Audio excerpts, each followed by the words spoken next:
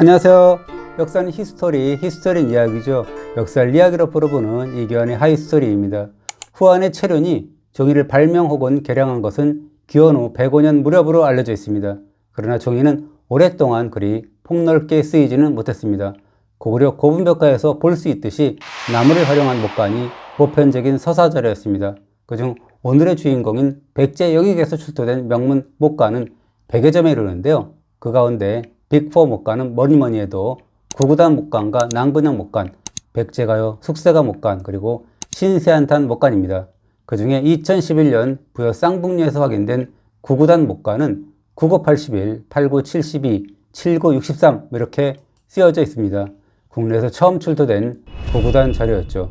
그리고 능산리에서 출토된 낭분양 목관은 22cm 정도 됐었는데요. 명문 중에서 길에서 서라 라는 구절이 특히 눈길을 끌었습니다.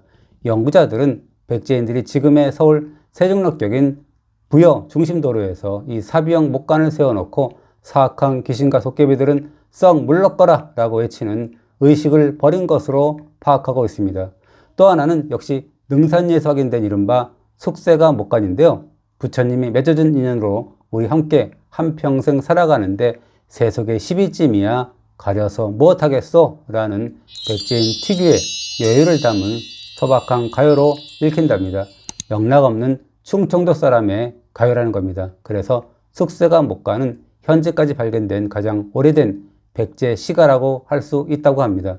또한 백제 목관 중에는 가진 것 하나 없어 음지에서 고생만 하고 벼슬길에 오르지 못한다라는 신세한탄 목관도 있습니다. 그러면서도 좋고 나쁨에 대해서는 화는 내지 말아주시고 음덕을 입은 후에 영원히 잊지 않겠다라고 읍수하면서 노골적으로 인사청탁을 하고 있는 목관입니다. 재미로 따지면 백제 빅4 목관에 충분히 포함될 수 있을 것 같아요. 지난 2022년 3월에서 4월 사이에 사비백제 도읍지였던 부여 동남리 아파트 건설 현장에서 명문 목관 5점이 확인되었습니다.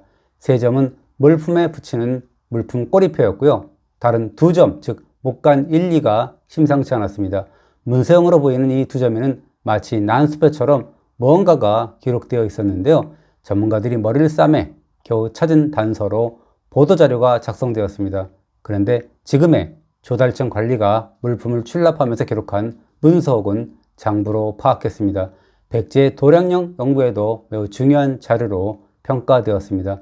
무령에서 출토된 은팔치에서 새겨져 있는 중량 표시인 주가 이 목관에서도 보인 겁니다. 또 세로로 쓴 문서 행간의 빈 공간을 활용해서 글자를 180도 돌려서 거꾸로 써내려간 점도 흥미로웠습니다. 공간을 빽빽하게 활용한 돌려쓰기의 신공을 펼친 거죠. 이후 이 목관과 관련된 후속 연구가 이어졌는데요. 제가 너무 어려워서 다 소개할 능력은 안 되고요. 그중 한두 논문은 그나마 대중성이 있어서 소개할 수 있겠더라고요.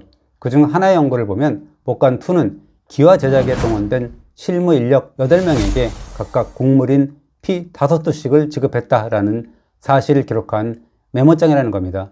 목관 1은 금공품 담당 관리가 내준 금으로 금공품을 제작해서 관청에 바치는 과정을 기록했다라는 겁니다. 이 목관에는 금의 출납과 제작한 완성품의 납입 과정이 최소 6차례에 걸쳐 적혀 있었고요. 그때마다 릴레이식으로 기록했고 쓸 공간이 모자라면 옆에 빈자리를 찾아서 돌려쓰기 신공을 발휘했다라는 거죠. 각 행위 기록마다 서체와 붓의 농답 즉 짙고 옅음이 약간씩 다른데요. 한 번이 아니라 여러 번에 걸쳐 나눠 썼음을 의미한다라는 겁니다. 연구자의 설명 중 웃음이 터진 지점이 있었는데요. 자세히 보니까 돌렸을 때 어느 방향으로 가는지 알아보기 쉽게 90도 정도로 틀어서 방향을 표시했더라고요. 목관일의 앞뒷면 맨 아랫부분의 글자인 날일자와 세금자를 보십시오.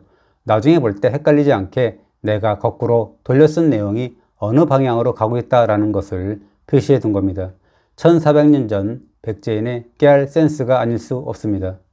그리고 최근에 또 하나의 논문이 학술지에 실렸더라고요. 동남리 목관을 관산성 전투와 연결지은 논문이었습니다. 먼저 관산성 전투가 뭔지 한번 살펴볼까요? 삼국 중 가장 먼저 전성기를 구가하던 백제는 고구려의 침공으로 한성이 함락되자 옹진 즉 공주로 천도하게 되죠. 그것이 475년입니다. 그러다 만 63년 만인 538년에 보다 넓은 평야지대를 찾고 해외 교류를 위한 해로를 확보하기 위해서 사비 즉 부여로 옮겨서 중흥을 꾀합니다. 사비 시대를 연 군주는 성왕입니다. 성왕은 신라 진흥원과 손잡고 북벌을 단행했고요. 한강 하류 6개 권을 점령하죠. 그러나 553년 진흥왕의 배신으로 고토 수복의 꿈은 산산조각 납니다. 이때 성왕의 태자인 여창이 복수의 칼을 가는데요. 원로 대신들의 반대를 무릅쓰고 신라 정벌을 고집한 겁니다. 창은 만류하는 대신들에게 늙었구려 어찌 그렇게 겁을 내시오 라고 하면서 출전을 고집했습니다. 급기야 554년 7월 태자 창이 가야 연합군까지 동원해서 관산성을 공격하는데요. 그러나 신라는 한강 유역을 지키던 신주 주둔의 군대까지 동원해서 관산성을 다시 포위합니다. 전황이 심각해지자 아버지인 성왕은 아들을 격려하기 위해서 전선으로 나섰는데요. 그러나 신라 매복군의 습격을 받아 전사하고 맙니다. 삼국사기는 관산성 전투에서 성왕과 함께 좌평 즉 장관 4명과 연합군 29,600명이 몰살당했다라고 했습니다. 이때 천신만고 끝에 사지를 탈출한 태자가 왕위에 올랐습니다. 그분이 바로 창왕 즉 위덕왕이었습니다. 그렇다면 대체 동남리 명문목관과 관산성 전투 사이에 어떤 상관관계가 있다는 건가요? 학술지에 실린 논문은 6, 7세기 중국 남북조의 필법과 동남리 목관의 서체를 비교 분석해가며 글자를 판독했는데요. 출토 목관 중 가장 핵심인 목관 1을 중심으로 한번 볼까요? 판독 결과 연대를 알 수 있는 매우 중요한 간지인 갑수를 읽었다고 합니다. 확실하게 보이는 갑자 다음 글자는 초소자로 쓴 술자가 확실하던 겁니다. 그러니까 이 목관의 제작 연대는 갑술년이라는 얘기죠. 역시 초소로 쓴 일을성자도 보이고요. 그에 따라서 성령금 즉 금을 정년했다라는 의미로 읽을 수 있는 부분이 보인다고 합니다. 보도자료에서 인경으로 해석된 구절은 국경 즉 국가가 주도한 불교 사경 제작으로 고쳐보았습니다. 사실 한자는 어디서 끊어 읽고 해석하느냐에 따라 그 의미가 천황지차가 되죠.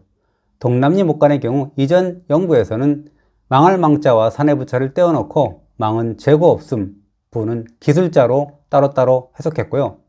거스릴 역자 역시 보낼 송자로도 읽혀서 물품의 출납을 의미하는 돌려받다와 보내다 등으로 해독되었는데요. 그러나 이 연구자는 망부를 문자 그대로 죽은 남편으로 해석했고요. 거스릴 역자는 세금자 붙여서 역금 즉 정년되지 않은 금으로 판단했습니다. 그래놓고 목관 1을 해독하면 대강의 내용이 파악됩니다. 갑술년 11월과 12월 사이에 망부 즉 죽은 남편 1, 2, 3, 4 즉 4명을 위한 사경 제작에 쓰일 정년되지 않은 금 역금을 궁궐에 바쳤다. 사경 제작은 국경 즉 국가 주도로 이루어졌다라는 겁니다. 목관에는 부인 4명 등이 2달 사이에 죽은 남편을 위해 바친 금의 양이 일자별로 기록되어 있는데요. 적게는 2냥 즉 26g에서 많게는 5냥 즉 65.25g까지 차이가 납니다. 부인들이 죽은 남편 4명을 위해 바친 금의 양은 12냥 13주 즉 166g에 이릅니다. 그런데 왜 이 부인 4명은 죽은 남편 4명을 위해서 이만한 금을 국가가 주도하는 사경 제작을 위해 바친 걸까요? 이 대목에서 554년 즉 갑술년에 일어난 관산성 전투가 소환됩니다. 삼국사기 백제본기 성왕조에는 이렇게 되어 있죠. 554년 성왕이 관산성을 공격하다가 신라군에 의해 전사했다. 좌평 즉 장관급 4명과 연합군 29,600명이 죽었다 라고 했죠. 바로 이 대목입니다. 좌평 4명.